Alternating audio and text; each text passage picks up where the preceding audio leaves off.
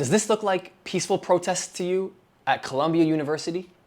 And what we're seeing on these campuses is a rapid rise in anti-Semitism. This video is sponsored by Israel Slingshot, a platform which fights against anti-Semitism, and I'm super excited to tell you more about them later. Thank you, Israel Slingshot, for sponsoring this video. On October 7th, we saw the worst atrocity ever committed against the state of Israel. The October 7th massacre was the greatest massacre against innocent civilians humanity has ever seen in a single day. The conflict between Israel and Palestine is one of deep complexity, dating back prior to the establishment of the State of Israel in 1948. Hatred against Jewish people didn't just begin when Israel was established. It is not really going anywhere. In fact, hostility towards and discrimination against Jewish people is growing rapidly, not by the day, by the hour, or by the minute, by the second. In America, across college campuses, we are seeing a brutal phenomenon of hostility towards and discrimination against Jewish students. And as you are watching this video, this steep rise of anti-Semitism on university campuses seems to have an epicenter of its own at Columbia University. You know, back in 1969, Father Hesburgh, the president of Notre Dame, sent a letter to faculty and students in which he said, "You'll have 15 minutes to cease and desist. Right. The failure to do so will result in your expulsion or arrest." What we are seeing now happen at Columbia are mobs of overly emotional and underly informed individuals. These students claim that through their social protests, they should not be held accountable for any of their actions. How is it at this stage we are still talking about negotiations with these students? What is there to negotiate? What is there to debate? What is there exactly to micromanage? We are currently beyond the negotiation stage. Once it crosses the line of criminal behavior, stopping emergency vehicles, taking over campuses, not allowing students based on their Jewish faith to walk to class, it is crossed into the criminal element, and it is not a debate whether or not they should or should not be held accountable for what they are doing. Jewish students in America right now who have not done anything are very scared. They are alone. They are terrified. They are bullied. And many are consistently being threatened. They are being discriminated against simply because they are Jewish. What does all of this sound like to you? Anti-Zionism? Hatred towards Israel? No, no, no, no. This is hate towards Jewish people. Plain and simple. Anti-Semitism is here. It's real and it is lethal. And it's not just at Columbia's campus. It is spreading across to other universities in the United States of America. From New York to Los Angeles, Raleigh to Austin. There's no justice, there's no peace. Tensions exploding on college campuses nationwide. Another flashpoint in the demonstrations, the presence of police. Hundreds arrested at Columbia and NYU. Officers in riot gear seen going toe-to-toe with groups at George Washington University, Northeastern, and Emory. Jewish communities are not the only group of people that need to stand up against hatred right now. It is time for quick, decisive, and strong leadership. These protesters, every single one of them, need to be banned from their university and held accountable for all of their actions. These students taking part in all of these crimes must understand that they cannot remain as a student at any university, not just in the United States, for acting like this. No cashless bail, no catch and release. It is time to teach these students that their time in college is not time in a daycare. And it is time right now to be held accountable and face the consequences before they grow up older and become adults when it is too late and they end up doing something much worse. If these kids don't learn what it is like to be an adult right now, we are making a critical mistake as leaders. And if they cared enough about their diploma and their education in the first place, they would not act like criminals, especially at an Ivy League school like Columbia, so prestigious, which thrives off of academic excellence. You don't need to be so academically excellent to understand that.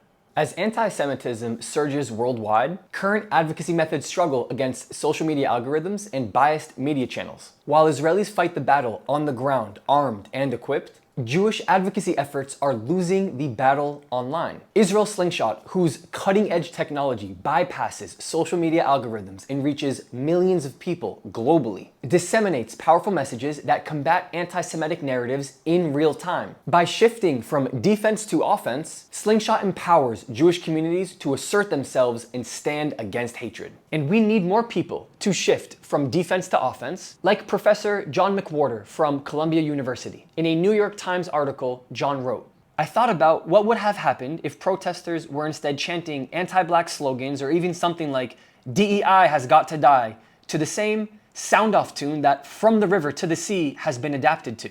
They would have lasted roughly 5 minutes before masses of students shouted them down and drove them off the campus. Chants like that would have been condemned as a grave rupture of civilized exchange, heralded as threatening resegregation, and branded as a form of violence. I'd wager that most of the student protesters against the Gaza war would view them that way.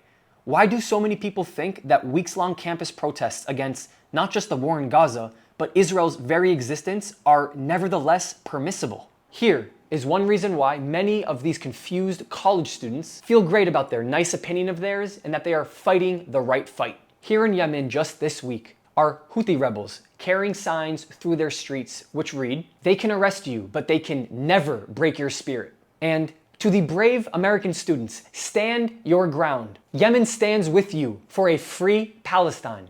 The ones applauding this behavior are some of the same groups back in the Middle East who these college students are literally cheering for back in college in America. And to all of the confused protesters, no, they do not actually stand with you. On the other side of that sign is another one, which reads, "Death to Jews and death to America." These students in the United States have absolutely no clue what they are rallying for.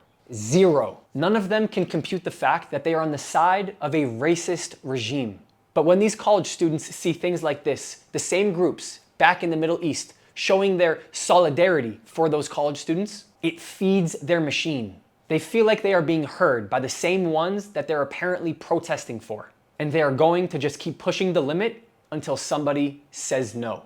Those students are not only demanding divestment, they are also demanding universal amnesty. They don't want to receive any punishment or discipline from the university at all, period, for participating in these protests. Listen here, encampment protesters. You are all delusional, and all of your requests are unacceptable and unreasonable. There is no double standard ticket here for you.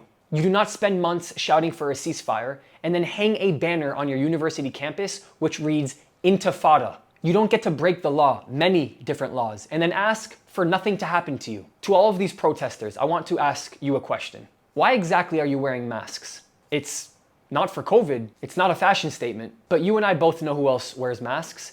Hamas terrorists with their green bandanas around their head, and Hezbollah ones while they're waving their yellow flag. They wear masks and they hide their identity. So are all of you now in college with green bandanas wrapped around your head waving yellow flags trying to be like them? If not, so what exactly are you hiding from? Why are you hiding your identity if it's not to dress up like Hamas or Hezbollah? Why hide your identity if all that you are doing is peaceful protesting for a social cause? Peaceful protesting for a social cause does not require anybody to hide their identity. So you claim that you're not doing anything wrong, but maybe you're also not trying to dress up like Hamas or Hezbollah? Then what exactly is it? I have the answer for you. It is both. You know, all of you, that what you are doing will get you in trouble. But you believe in this movement so much, you hide behind your mask to get away with evil. And that all sounds pretty familiar. And what you are contributing to is domestic terrorism across university campuses in the United States of America. Well done. I have not just a civil right as a Jewish person to be on campus. I have a right as a professor employed by the university to be on campus.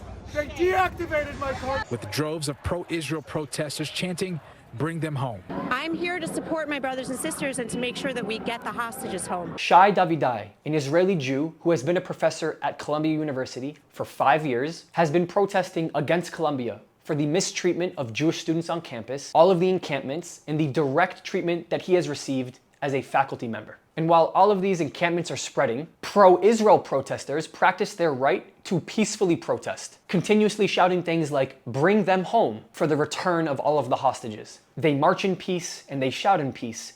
They don't create human chain blockades for anti-Israel protesters. They don't break into campus grounds and take them over. They don't break the law and then ask for full amnesty. They don't burn American flags. They don't shout death to America. They don't fight against campus security. And they surely are not shouting for the death of all Palestinians the same way that pro-Palestinian supporters are shouting for the death of Jews and death to America. So you watching this, are you a bit angry?